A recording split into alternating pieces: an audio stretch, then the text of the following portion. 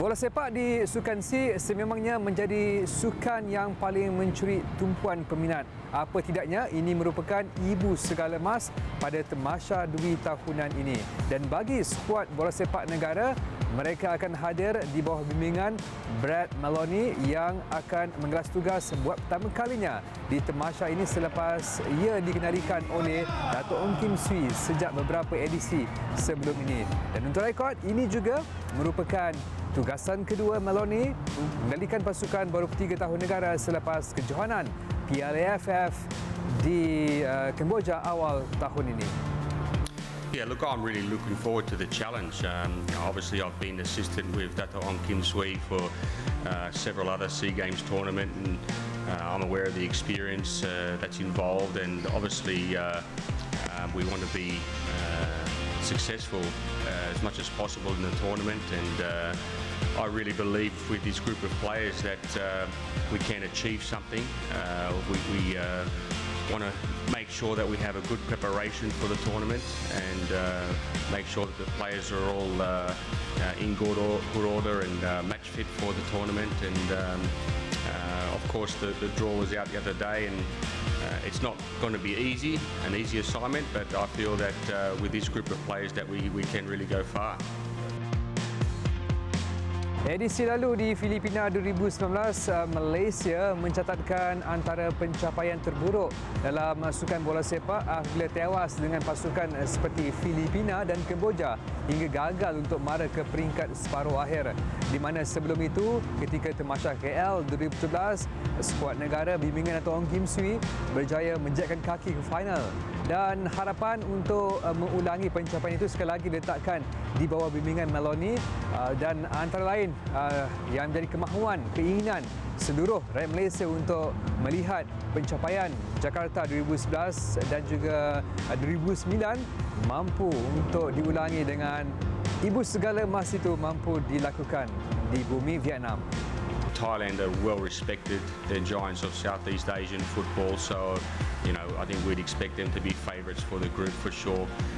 And of course, we respect all the other nations in the group. There's no easy beats or anything like that.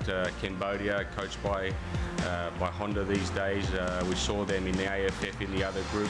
Very well organised, tactically well prepared. Singapore are doing well in these age categories now as well.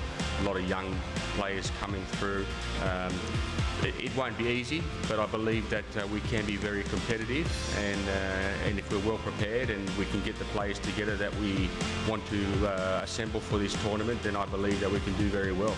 Meskipun skuad negara akan beraksi tanpa kelibat bintang muda sensasi seperti Lukman Hakim maupun Arif Aiman, tetapi ini menjadi peluang terbaik untuk pasukan ini mendapatkan satu keputusan positif untuk dibawa sebagai suntikan semangat ke kejohanan AFC baru ketiga yang akan berlangsung di Uzbekistan yang sememangnya akan menjadi matlamat dan juga misi utama Persatuan Bola Sepak Malaysia FM tahun ini. Zulhelmi Zainal Azam untuk Nardi Arena. Wow, so ingat lagi tak betapa meriahnya celebration Satu Malaysia pada Sukan C 2009 dan 2011 apabila Malaysia menang ibu segala pingat dalam sukan bola sepak dekat Sukan C. Wow. And Philippines pun Su ingat sebab Su pergi kan? Pada 2019 kan Malaysia sekadar tamatkan saingan di peringkat kumpulan, tu agak sedikit macam mengecewakan kita lah. Dan pada 2017 pula pasti ingat drama yang berlaku kat pentas final kat KL kot antara Malaysia dan juga Thailand, namun kita terpaksa berpuas hatilah dengan pingat perak.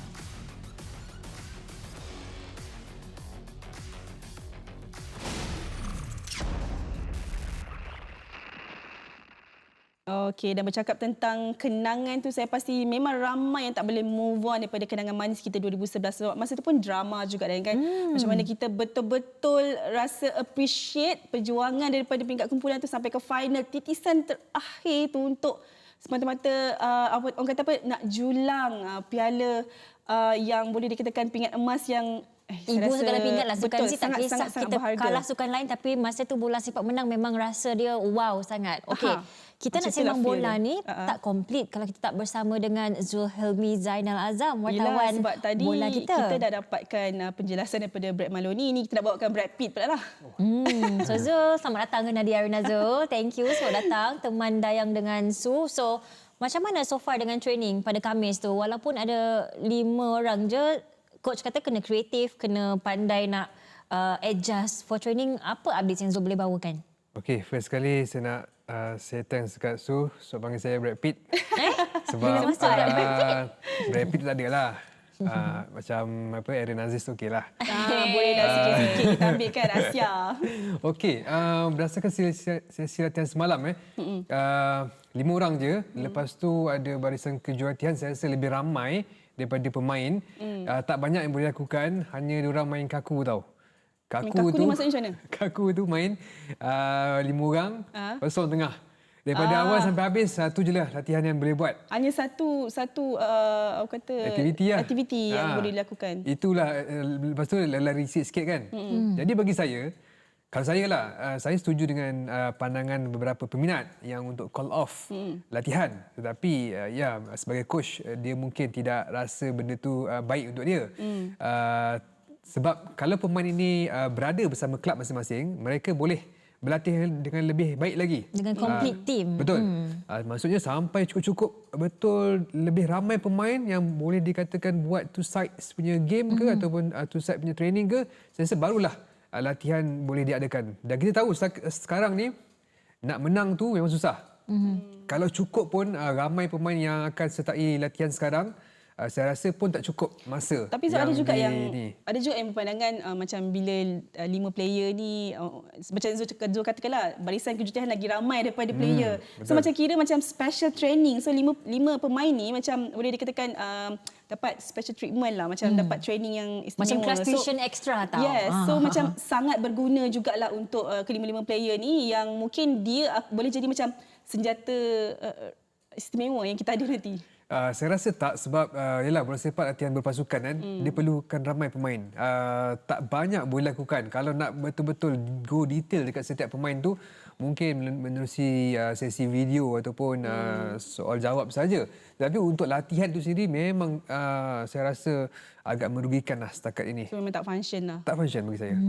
Saya memilih untuk mereka kembali ke pasukan masing-masing, berlatih bersama pasukan, dan bila lebih ramai baru mereka menjalani latihan. Dan saya rasa sebenarnya macam saya cakap tadi, walaupun dah cukup pun masa itu memang tak sempat dah.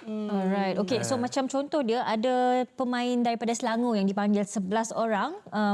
Tak silap saya, hanya 3 orang pemain sahaja yang datang. So Zul merasakan better mereka kembali training bersama dengan tim Selangor rather than under Brad Maloney? Betul, macam saya cakap tadi tu, kalau diorang berlatih bersama pasukan, diorang boleh mendapatkan match fitness tau. Sebab dalam bola sepak ni match fitness tu penting. Kalau setakat buat fitness sendiri, saya rasa dia boleh buat kat rumah. Jadi sekarang ni kita tengok 3 pemain Selangor, 1 daripada KL, 1 daripada JDT 2. Dan lebih baik mereka kembali ke pasukan masing-masing. Sampailah saya difahamkan 24 bulan barulah lebih ramai pemain yang akan melapor diri. Seterusnya 25 bulan Hadi Fayad akan datang dan juga 29 bulan Luqman Hakim. Jadi masa 24 hari bulan tu lebih manfaatlah kepada pasukan negara untuk persiapan ke Sukan C. So lepas tu memang confirm, memang confirm akan complete lah tim kita after Hadi Fayad and the gang semua dah sampai sini. Dijangkakan macam tu, dirancang macam tu, tetapi kita tak tahu sejauh mana yang akan terjadi sebab ketika ini pihak ataupun pengurusan pasukan dan kelab memohon untuk perlawanan ini, perlawanan Liga Baki, Liga Super dan juga Liga Perdana ditunda. Tetapi sekarang ni saya difahamkan belum ada lagi kata putus berhubung perkara berkenaan. Kalau ada, bolehlah pemain-pemain itu dilepaskan lebih awal. Itulah kita, sebenarnya saya nak tanya tadi, how soon kita boleh dapat kumpulkan mereka. So macam lebih kurang dalam 24 hari bulan, dalam 3 hari lagi. Okey, kita dah bazir 3 hari. Zul, okey. Betul, 3 hari. Baik, bercakap tentang kontroversi yang berlaku ni, apa yang berlaku sekarang ni dengan masa yang semakin suntuk untuk ke Sukan C. Sikit sebanyak sebenarnya membunuhlah semangat kita semua dan juga mungkin ada di kalangan pemain yang merasakan macam sedikit anti climax sebelum mereka berjuang di Sukan C. So mungkin Zul boleh kongsikan sedikit pengalaman Zul cover tim-tim bola ke SEA Games sebelum ni, bila berlaku seperti ini ada sedikit sebanyak mengganggu tak mental pemain? Saya rasa amat mengganggu, dan kalau kita ambil contohlah persiapan sekarang, dia mirip kita bersedia ataupun melakukan persediaan ke Sukan C Filipina 2019. Betul. Mahupun sedikit sebanyak ada persamaan dengan Sukan C 2015 di Singapura. Berbeza di Tamasya KL, kita dipersiapkan dengan lebih baik. Memang all out kan? Memang Betul. perancangannya lebih rapi lah. Dan berjalan lancar, dan disebabkan itu kita berjaya mara ke final. Dan seterusnya momentum itu cemerlang dibawa ke kejohanan AFC bawah 23, kita mara ke suku akhir. Jadi suasana ataupun situasi sekarang sama macam 2019. Yang akhirnya kita terpaksa akur tewas kepada pasukan seperti Filipina, Laos ataupun Kemboja, tak silap saya. Jadi saya rasa tak mustahil skrip sama akan berulang. Saya sendiri secara peribadi tidak meletakkan harapan tinggi untuk skuad negara meraih emas. Tidak melepasi halangan peringkat kumpulan, apatah lagi meraih peringkat emas. Zul dah makin turun ke makin ni? bawah. Expectation dah makin ke bawah. Betul. Saya realistik dan melihat kepada situasi ini terjadi. Paling terdekat adalah Piala AFF 2023 tempoh hari. Memang kita ada rasa macam nak melihat skuad bola 23 ni cemerlang, dan akhirnya kita terpaksa akur jugalah kekalahan demi kekalahan yang hinggakan Brad Moloney memulakan tugasan rasmi pertamanya dengan langkah kiri.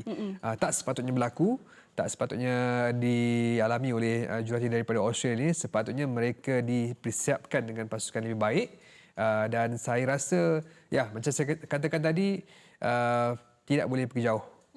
Okey, tapi kita, macam Zul kata, kita kena realistik. Sekarang ni kita training pun dah bazir 3 hari dengan 5 pemain sahaja. So, apa solution untuk kita dapatkan best case scenario daripada segala kekangan yang kita ada ni, Zul? Paling baiklah yang kita boleh dapatkan daripada cabaran ni. Apa yang kita boleh dapat? Macam 24 ni kita dah dapat semua player. So what's next? Kita punya plan. The best plan yang kita boleh buat. The best plan yang kita ada. Untuk jangka pendek, saya rasa hanya percaturan taktikal daripada Brad Moloney ataupun majlis yang akan terjadi dalam pertandingan acara Sukan Bola Sepak ini yang akan membantu beliau.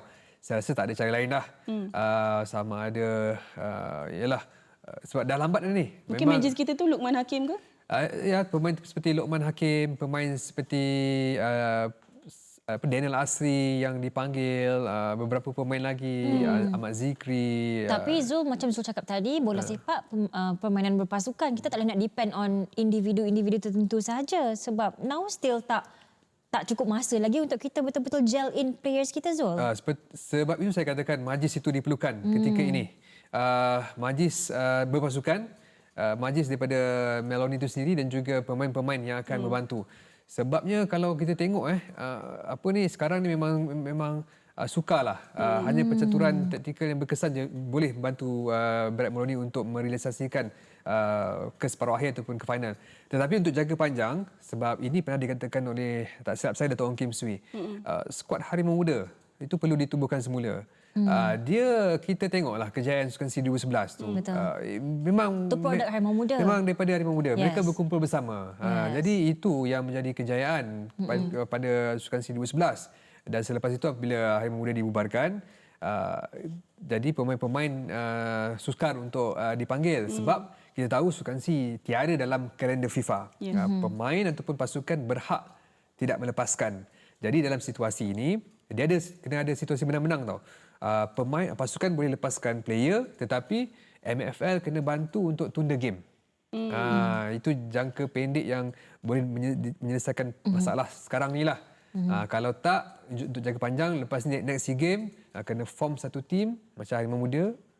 So kita akan lebih more preparation lah. Ya. Kalau tak, same problem every Same time problem. Sukan C. Memang akan Lagi jadi jugalah. banyak kita boleh dig sebenarnya untuk topik ini kan, Zul. Kalau nak sebut lagi boleh sampai ke AFC, Under 23 dan sebagainya. Betul. Tapi sekarang kita nak kongsikan kepada anda untuk sedikit statistik bagi pasukan yang akan bersaing di Sukan C. Sebelum anda menyaksikan skuad Brad Moloney ini, sepanjang 30 penyertaan Malaysia di Sukan C sepanjang ini, setakat ini, Malaysia pernah membawa pulang pingat emas sebanyak 4 kali. Pada bila dah ya? pada tahun 1961, 1989, 2009 dan 2011. Masa itulah yang macam Zul katakan tadi, produk Harimau Muda itu membuahkan hasil. And penjaring terbanyak di pentas sukan CE, legend Isu. Ya, Akmal Rizal dengan sebanyak 11 gol. Sampai tak kenal Akmal Rizal kan? Yes. Dan secara totalnya Malaysia sudah menjaringkan sebanyak 257 gol. Jadi Malaysia ni bukan orang kata pasukan biasa-biasa, bukan underdog untuk SEA Games.